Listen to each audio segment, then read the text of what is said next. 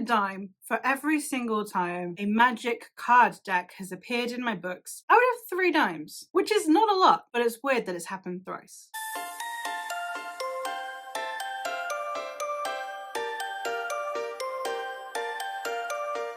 Hey Bookaholics, so welcome back to another video. Today we're going to be talking through card magic. When I was doing my magic systems videos back in the day, not one I thought would be cropping up, not gonna lie. Not one that I thought, oh, you know, I did hard magic and low magic and witchy magic. I did not think cards would be something that would come up. In the last 6 months, I have been reading books that happen to have card magic in it. So that's what we're going to be talking through today. As I said, I have 3 in here. Normally I do these like in videos of 5 or whatever. The likelihood, I mean, I'd say that, I mean, it might, but the likelihood of me coming up with 2 more of these in the near future seems slim enough that I should probably just do these. So without further ado, let's actually get into the books and their cards. The first one we're going to talk through today is the Caraval world, namely the original Caraval trilogy. They are briefly mentioned in the Once series, but I've already packed my Caraval books, so you'll have to make do with me holding this one up. But in the Caraval world, which does include this series, we have the Deck of Souls, and this is a known magical deck of cards that happens to have each of the kind of deities from back in the day depicted on the cards. Throughout the series, we discover that these cards actually have a certain level of magic to them, and we discover why they have magic to them. The problem with this video is it's going to be more spoilery than usual, so I'm going to try and do this to the best of my abilities without spoilers. The deck of cards in here depicting each of these deities means that then those cards have an intrinsic link to those deities and the powers that those deities have. So you have the Knave of Hearts, you have the, what's her name, like the Black Widow or something. She is like the perpetual widow. She's like the Miss Havisham, you know? You have so many other depictions. You have Chaos, you have the Chaos card, and all of these deities then have their own powers, which you see represented within those cards. I love card magic, and Caraval was the first instance I can think of where I saw card magic. There might be something from my childhood that I'm completely forgetting. Given the amount of emphasis that we put on tarot cards and oracle cards, I myself have 2 oracle decks and 1 tarot deck. I really like that we had someone playing with that, but not playing directly with oracle cards and tarot. She created her own type of cards and gave it its own significance, so it's not trying to override those who actually put stock in tarot and oracle cards. So yeah, I think that it was really well executed. I was really fascinated by the cards and the way that then that helped with the world building as well, because we could see the lore, the mythology, and it was explained slowly when we're talking about different cards instead of just here's an info dump of all of the deities. It would only be relevant when a card would be mentioned or the card itself would be depicted or relevant to the story. And I thought that was very cool. So yeah, fantastic one to go with. And I would highly recommend this series if you're looking for like a really fun, cheesy, easy to get through YA. I read both the Caraval series and also the Once Upon a Time series. The Caraval series I think I read back in like 2020, and this one I read this year. I do have a spoiler vlog for it. I'll leave that linked in case you want to check it out. I love me some card magic, and I really liked the way that this was depicted. The next one that I have is, I suppose, in a similar vein but in a more gothic-y vibe, and we have the Shepherd King series by Rachel Gillig. This one is a gothic-ish fantasy duology. While I didn't love the sequel, I really didn't, I did like the atmosphere that was presented in this first book. It's not going to be for fans of adult fantasy. It's not one of those that I think if you're used to adult fantasy, you'll necessarily like this. If you're going in with the mindset if you want a really cheesy, easy to get through brainless YA, I would recommend this series. But one of my favorite elements of this whole series was the cards. The magic system of this world is specifically linked to these cards. You have what's called the Providence deck. Each card has a power. So for example, one of them is the Maiden, that is known for being able to make you appear more beautiful. But magic always has a price. So in the case of the Maiden, it makes you appear more beautiful but makes you somewhat soulless. And then you also have, for example, the Nightmare card, where you can go into someone's mind.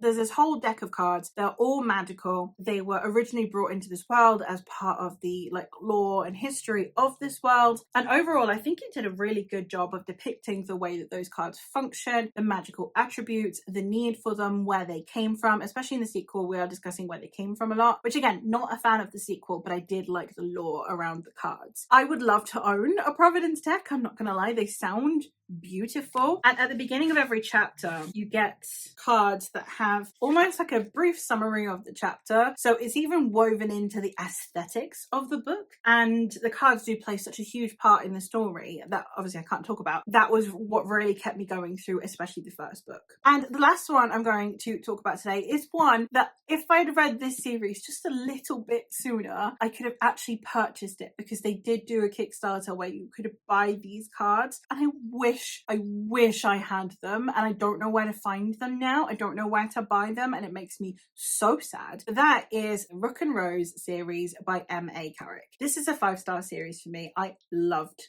this trilogy so much. And we do have card magic, not quite card magic, but we do have cards in here that is very similar to what we would use as an oracle deck. Its purpose is to tell you your future in some way, shape or form, kind of like an oracle deck or a tarot deck, but in this one it is a little bit more whimsically magical. There is a little bit more tied to it. It's almost as though once you've had your fate read, that fate will come true. It's almost as though it tethers your fate to reality. So it's not quite as magically obvious as these two, but it does still have that level of magic to it. And it was something that I found really enticing within this series. And I think it did a really good job also of, because our protagonist is a con artist in this story, but she goes with the people she's conning and has her cards read. She was very concerned about the way that those cards could reveal her truth. However, the way that the cards fell meant that she was able to craft it in a way that suited her lie just as much as it suited her truth. And that felt very almost like Fae. You know how the Fae can't lie, but they can twist the truth? That's what that felt like. So it felt like a really interesting way of her being able to help manipulate circumstance as well. Because obviously these cards don't lie, her being able to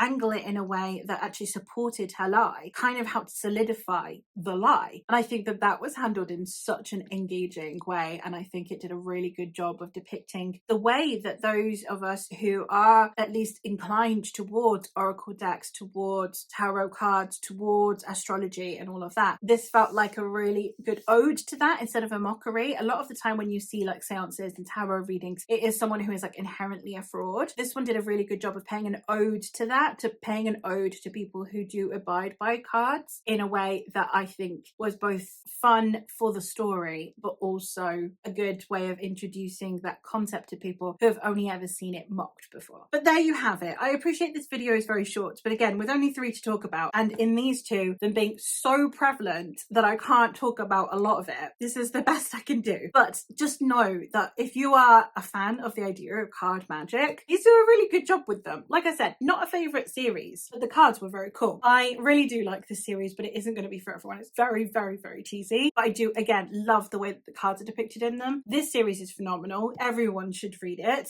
And the cards in there played probably the smallest role out of the 3, but I think that the idea of it and the concept of it was so much fun that I wanted to mention it. And again, the fact that over the last 6 months I've managed to read all 3 of these books and they've all had card magic in it when it's not a concept I'd ever heard of or thought of before. Very cool. So let me know if you know any other card magic. I'd love to know, you know, anywhere where you've got a type of tarot or just even regular playing cards, any cards that you can think of that are used in a magical sense, even if it's like Gambit from X-Men, you know, I would love to know. But that is all from me for today, so thank you ever so much for watching, and I will hopefully catch you in another one soon. Bye.